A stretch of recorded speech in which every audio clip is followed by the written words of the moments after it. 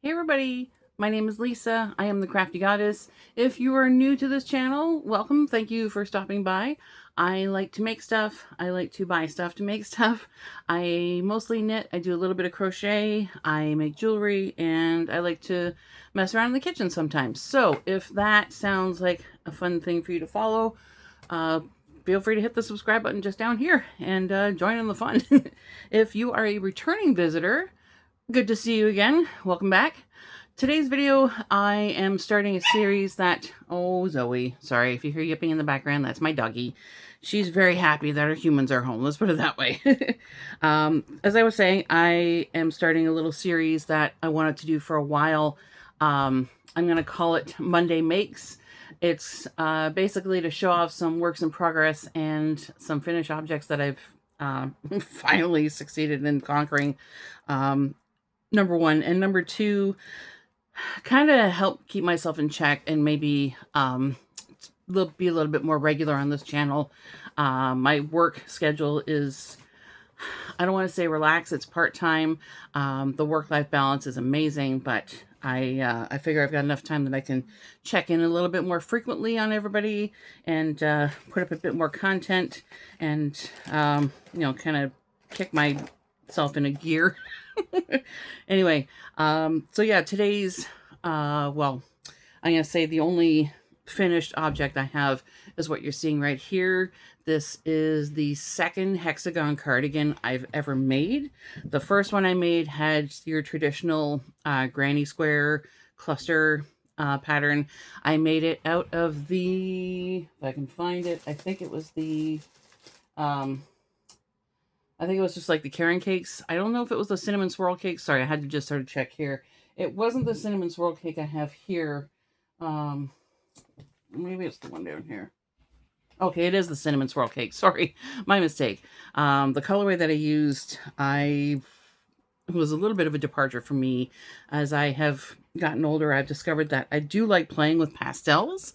So I keep saying I'm in my pastel era. But the cardigan that I made, actually, I think if I can, yeah, it's this colorway right here. I made it in this color for my best friend Beth. This is the colorway Springtime, kind of apropos. I made it for her last year. It was kind of funny. I said, hey, I made you a sweater. And she said, why? And I said, because she's my best and dearest friend. She helps my sister and I get to and from different festivals that we do, like the Ontario Pirate Festival in August, the Oxford Renaissance Festival. She also works at these festivals too, so it's kind of a conjoined effort. But I thought it'd be nice to make her a sweater because, she's like my sister from another mister. So this is the second one I ever made. It's a different pattern. It's not so much, it's not the granny clusters. It's like a 2-row repeat where it's like double crochet and then like double crochet, chain one, da da da. This pattern is called the Day Date Cardigan. It was posted by the Make and Do crew. As you can see here, I've got the stitching definition here. This yarn I used was the Caron Cloud Cakes, and it was in the colorway Lagoon. And I fell in love with it because it's got like the nice purples and teals and blues and blacks. I tend to think of it as like the dark mermaid colors, which it very much represents. Now the Day Date cardigan tutorial, which I will post a tutorial on here, or not, I won't post a tutorial. I will post theirs. I'm not. There's enough people doing cardigans and whatnot. Unless I come up with something completely new and interesting, then I'll do one. But I'll leave it to the experts because I'm still kind of dabbling with crochet. But the original, now that I'm done blathering, the original tutorial, there are decreases in the hexagons to sort of give the sleeves a bit more of a narrow fit, like more fitted, not so flowy, but I'm going to be honest, I do love a good like kimono sleeve. Now it's a little bit short, like it still just comes up to like above my elbow here. But I love a good kimono sleeve, so I just went with it until I figured it was long enough and baggy enough. And I love this. I love the drape so much. I used the Caron Cloud Cakes with a size 5mm crochet hook, which I believe is an H. or a US, I think it's a US 8. Anyway, and what else? What other notes do I have of this? I have to take notes. So it took me a while to do this. I used 2 whole cakes of the Karen cotton cakes, which I don't have handy right now. I think I've exhausted my cloud cake supply. But they're pretty massive. So I used 2 whole cakes and then like a third cake, like maybe a bit, just to finish up, you know, just to finish up the second panel. And I didn't add any extra stitches down the middle. I just basically kind of sewed the front pieces together until I kind of get, like, I didn't sew them completely. Otherwise, you know, there'd be no room for my neck. So I just left a little bit open. So it kind of looks like a collar. And that way it's like wide open. I can wear it open or closed as I see fit. If I want to close it, I can just put a shawl pin in it. But it's so comfortable. And I'm kind of proud of myself for finally making myself a sweater. I always said I was going to knit myself a sweater, but it turns out I crocheted one for myself first. It went a lot faster. It was pretty easy. Like I said, it's just a 2-row repeat. It takes a bit to get the hang of it at first. Like the first panel I did, I mean, only real hardcore crocheters will look at it and see, okay, I see where you made some mistakes.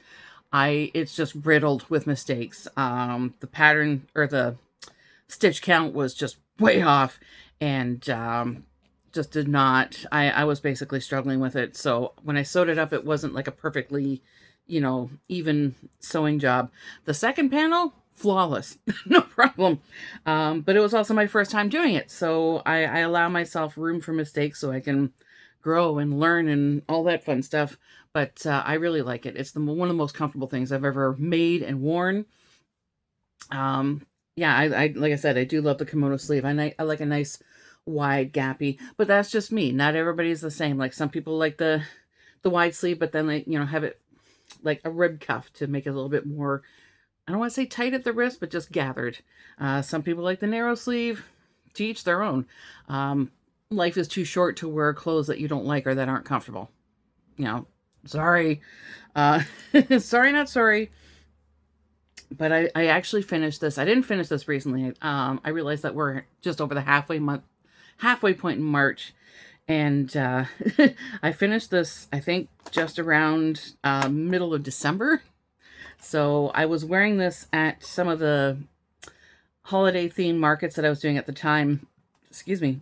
And I had people come up to me and say, "Oh my gosh, that's gorgeous. Did you make that?" Like, yeah, I made it. I was kind of like, you know, it kind of looks, oh my God, that's so, I would have people saying, that looks so gorgeous. Oh my gosh, that looks so beautiful. I love it. Or do you sell any? No, this is the only one I've made like this, and it's for me.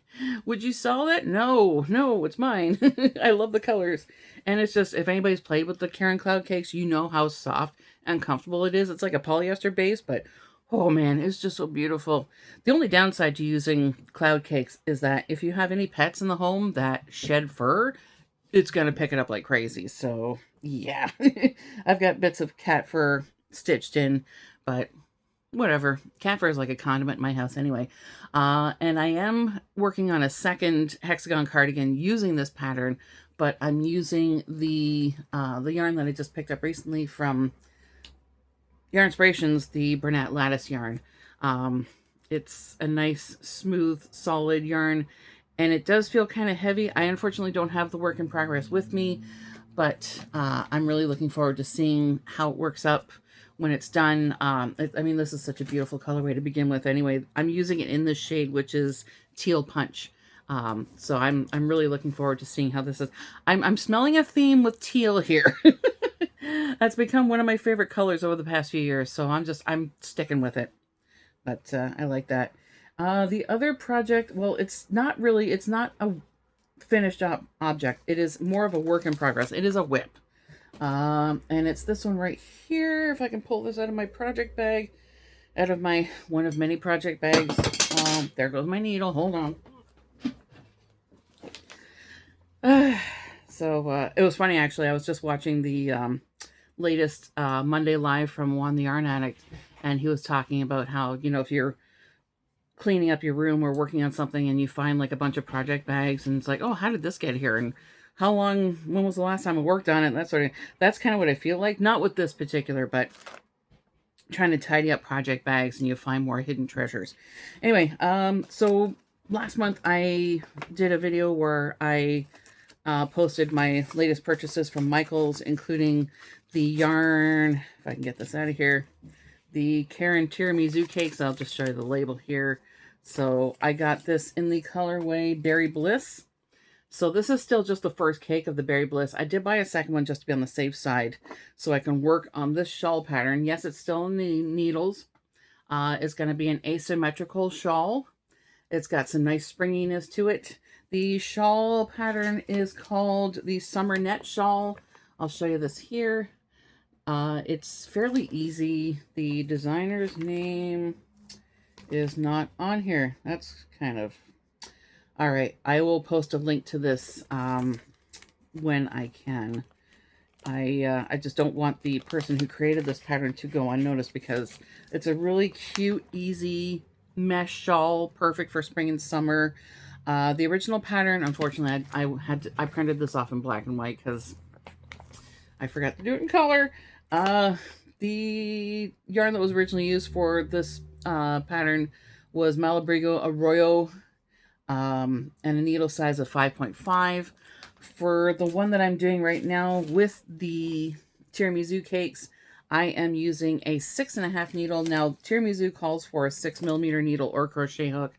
It is considered a worsted weight of 4.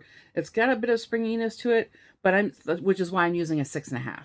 I went up a size because I thought it'll give it a little extra stretch, a little extra flounce. I really like it, and I love how this is working up too. Like, this is just such a riot of color. I really think it's pretty, and I can't wait to see how it looks when it's finished. Unfortunately, there isn't a finished measurement for this yarn. It just basically has like a pattern repeat section. You just repeat it until you think it's long enough, and then you bind it off, and away you go.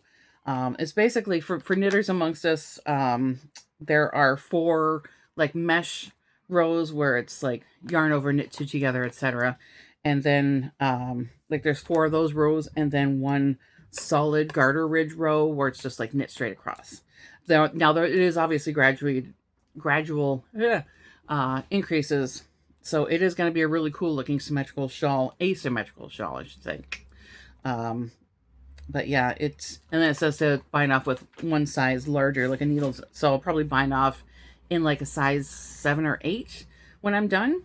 But yeah, I love how this is turning out, and I can't wait till it's finished so I can show it off. It's so pretty. But yeah, not like I don't have a gazillion other shawl patterns on the go, or projects, I should say. But they're so easy, and they're a great way to use up your yarn stash.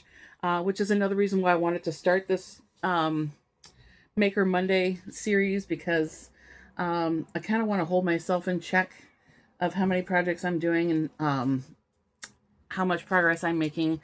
Because as I mentioned earlier, my sister and I, we are vendors at various, not just local markets like holiday theme markets or whatever, but we also do some of the larger medieval and Renaissance festivals.